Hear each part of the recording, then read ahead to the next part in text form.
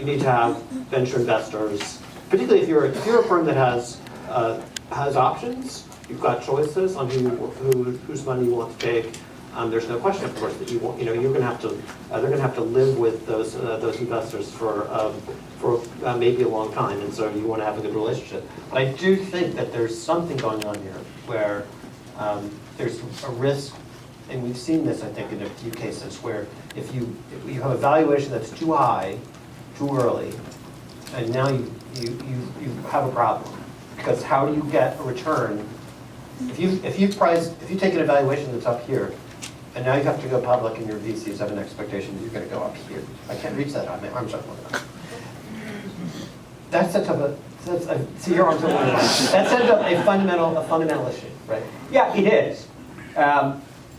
We've had offers to invest in some of our companies where I've told the entrepreneur, where we're an existing investor, will suffer the dilution. Where we've said to them, don't take, even if you've been offered, say, a 50 million pre, go do it at 35 or 40. Go tell the investor it's too high. And we suffer the dilution along with the entrepreneur. Why? Because it never helps to get ahead of your curve. Then if your next valuation is down, all your employees will be demoralized. You want to make sure every round feels good to everybody. I may be the only VC, but in the last 3 years, there's 3 situations.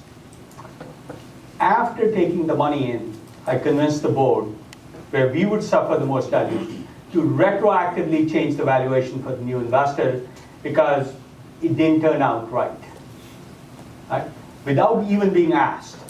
Because if they weren't feeling good, then in the future round, they wouldn't support you the same way. Right. And in a couple of these, I had real arm wrestles with other VCs who were on the same board who said, well, they put that in, why should we take it down for no reason? Because it's fair. And I think I advise all entrepreneurs, long term, you're better off taking that kind of approach than a short term maximization of valuation approach. So, is there too much venture capital? Yay or no? I think there has been. I should have turned that off. That's someone with an answer to the question. Let me turn that off.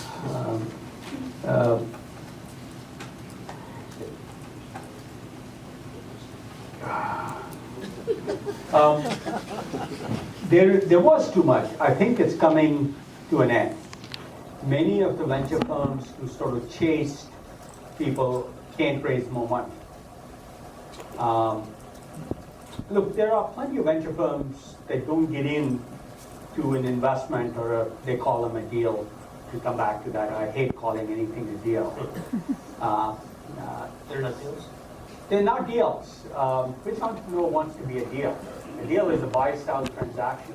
I think it's really disrespectful of entrepreneurs to call their company a deal.